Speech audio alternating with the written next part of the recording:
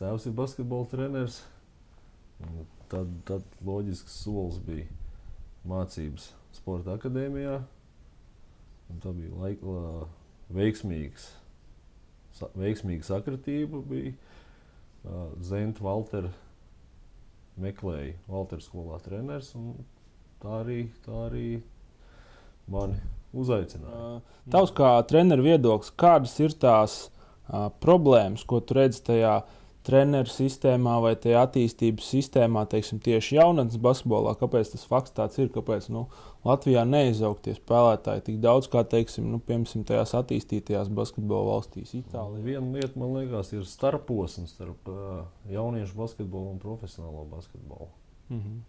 Tā ir, manuprāt, tā svarīgākā lieta, jo it kā studentu līmenī ir pietiekoši daudz LBL komandas, kas spēlē gan LBL 2. divīzijā, gan LBL 1. divīzijā.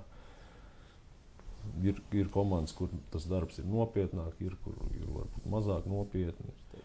No agrā vecumā var redzēt, atnāk trenēties bijušo basketbolistu bērni.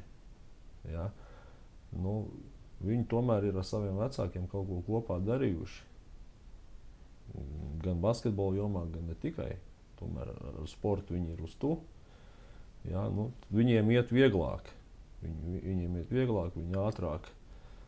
Liela daļa, ne visi, protams, ir problēmas. Protams.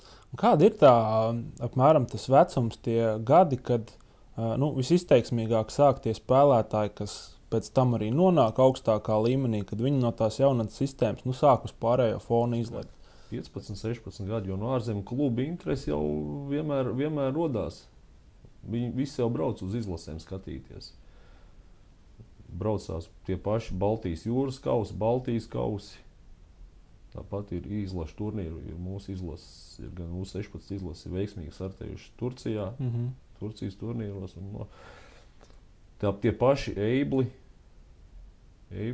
tur cilvēki seko līdzi jau no agra vecuma, un tāpat tā informācija iet no viena cilvēka pie otra cilvēka.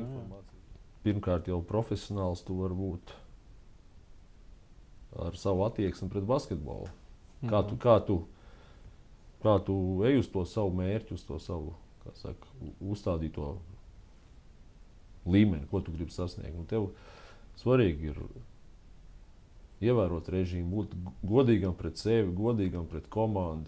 Jo ir spēlētāji, kas beidz pirmkārt savu karjeru, viņiem varbūt nemaz nav interesi. Ir citi, kam ir interesi, ja, bet viņi saka, nē, tas nav priekš manis.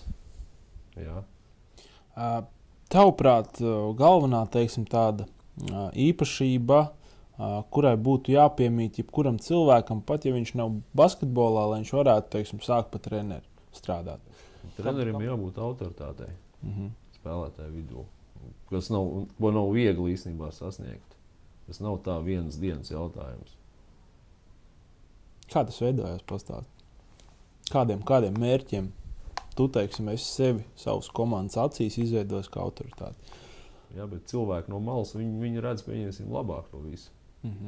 Tā nav bijis tāda situācija, ka kāds no spēlētājiem pienāk klāt un pasaka, treneri, ja nebūtu man tur apsēdinājis tur malā tajā brīdī vai izlaidis laukumā tajā un tajā brīdī, tad būtu švaki. Man drīzāk ir bijis tā, kad no vecākiem, kad vecāki griežās pie manis, treneri, jūs parunājiet ar viņu, kad viņš tur palaidies ir mācībās. Viņš jūs ieklausīsies, jūs esat autoritāti viņam. Tad arī ar to saskarās reāli. Šodien balviņā mūsu skatītāju konkursā ir šāds skaists lietiņš. Tas ir paša Mārtiņa izlases krekls. Mēs uzliksim arī ar Mārtiņa parakstu virsū ar melno marķieru. Tā kā būs ar tā teikt neizmērojamu pievienoto vērtību krekliņš. Tātad jautājums skatītāju konkursā skan šādi. Pirms treneru karjeras uzsākšanas Mārtiņš ir darbojies vēl vienā ar basketbolu tieši saistītā profesijā. Jums jānosauc kādā.